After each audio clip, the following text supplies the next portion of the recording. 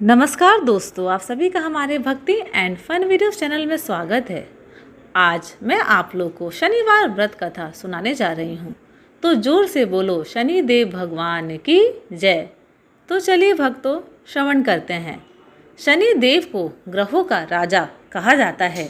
भगवान भोलेनाथ ने इन्हें न्याय के देवता की उपाधि दी है। जो लोग शनिवार का व्रत करते हैं उनको पूजा के समय शनिवार व्रत कथा का श्रवण करना चाहिए। एक बार सभी 9 ग्रहों सूर्य, चंद्र, मंगल, बुध, बृहस्पति, शुक्र, शनि, राहु और केतु में बहस हो गई, कौन सबसे बड़ा है। आपस में लड़ने के बाद सभी देवराज इंद्र के पास पहुंच गए। इंद्र असमंजस की स्थिति में निर्णय नहीं दे पाए, परंतु उन्होंने सभी ग्रहों को सुझाव दिया कि पृथ्वी पर राजा विक्रमादित्य ही इसका फैसला कर सकते हैं, क्योंकि वो बहुत ही न्यायप्रिय राजा हैं। सभी पृथ्वी पर राजा विक्रमादित्य के पास गए और अपने आने का कारण बताया।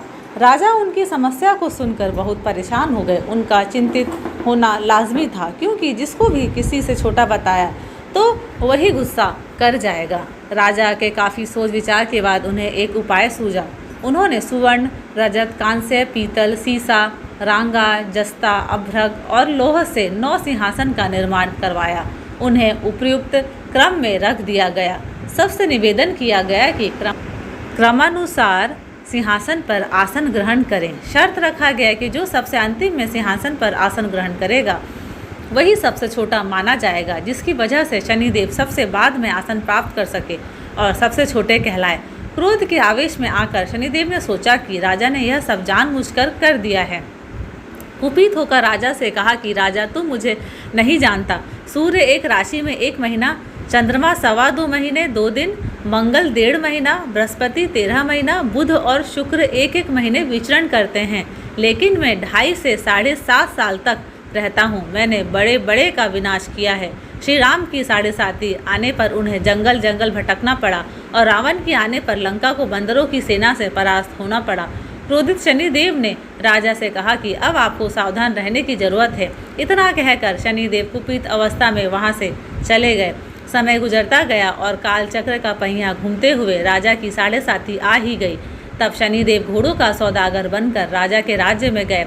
उनके साथ अच्छे नस्ल के बहुत सारे घोड़े थे। जब राजा को सौदागर के घोड़ों का पता चला तो अश्वपाल को अच्छे घोड़े खरीदने के लिए भेजा।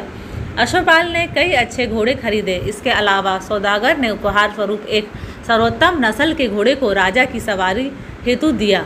राजा विक्रमादित्य जैसे ही उस घोड़े पर बैठे, वह सरपट वन की ओर भागने लगा। जंगल के अंदर पहुंचकर वह गायब हो गया। भूखा प्यासा की स्थिति में राजा जंगल में भटकते रहे। अचानक उन्हें एक ग्वाला दिखाई दिया, जिसने राजा की प्यास बुझाई। राजा ने प्रसन्नता में उसे अपनी अंगूठी देकर नगर की तरफ चले गए। वहाँ एक सेठ की दुकान पर पहुंचकर उन्होंने जल पिया और अपना नाम वीका बताया। भाग्यवश उस दिन सेठ की खूब आमदनी हुई। सेठ खुश होकर उन्हें अपने साथ घर लेकर गया। सेठ के घर में खूंटी पर एक हार टंगा था, जिसको खूंटी निगल रही थी।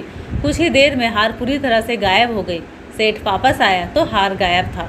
उसे लगा कि वीका ने ही उसे चुराया है। सेठ ने वीका को कोतवाल से पकड़वा दिया और दंड स्वरूप राजा उसे चोर समझकर हाथ पैर कटवा दिया।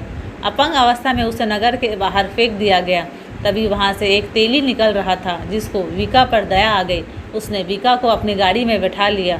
वीका अपनी जीभ से बैलों को हाँकने लगा। कुछ समय पश्चात राजा की शनि दशा समाप्त हो गई।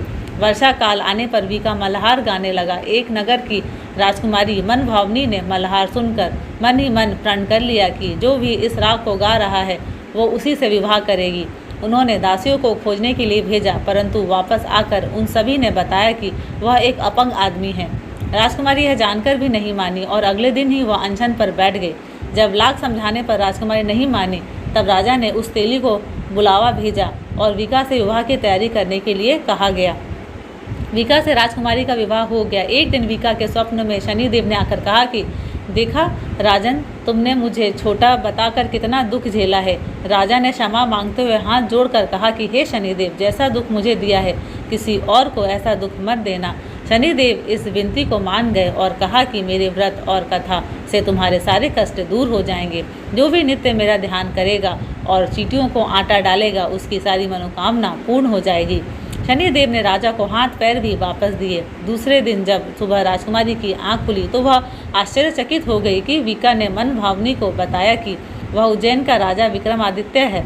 मनभावनी खुशी से फूले नहीं समा रही थी। राजा और नगरवासी सभी अत्यंत प्रसन्न हुए। सेठ ने जब यह सुना तो वह पैरों पर गिरकर क्षमा मांगने लगा। राजा ने कहा कि यह सब शनिदेव के कोप का प्रभाव था और इसमें किसी का कोई दोष नहीं है। सेठ ने निवेदन करते हुए कहा कि मुझे शांति तभी मिलेगी जब आप मेरे घर चलकर भोजन करेंगे। सेठ ने कई प्रकार के व्यंजनों से राजा का सत्कार किया। जब राजा भोजन कर रहे थे तभी जो फूटी हार निकल गई थी वही अब उसे उगल रही थी। सेठ ने अनेक मोहरे देकर राजा का धन्यवाद किया और अपनी कन्या श्री कवरी से पानी ग्रहण का निवेदन किया। राजा ने शहर स्वीकार कर लिया। राजा अपनी दोनों रानियों मनभावनी और श्री कवरी को लेकर उज्जैन नगरी लौट आए। सारे नगर में दीपमाला और खुशी मनाई। राजा ने घोषणा करते हुए कहा कि मैंने शनिदेव को सबसे छोटा बताया था, लेकिन असल में वही सर्वोपरि हैं। तब से सारे राज्य में शनिदेव की पूजा और कथा नियमित होने लगी। सारी प्रजा के बीच खुशी और आनंद का वातावरण बन गया। शनिदेव के व्रत की कथा को जो भी सुनता या पढ़ता है उसके सारे दुख दूर हो जाते हैं। धन्यवाद। अगर आप सभी को मेरे वीडियोस पसंद आते हैं तो प्लीज़ लाइक, शेयर और सब्सक्राइब ज़रूर करें।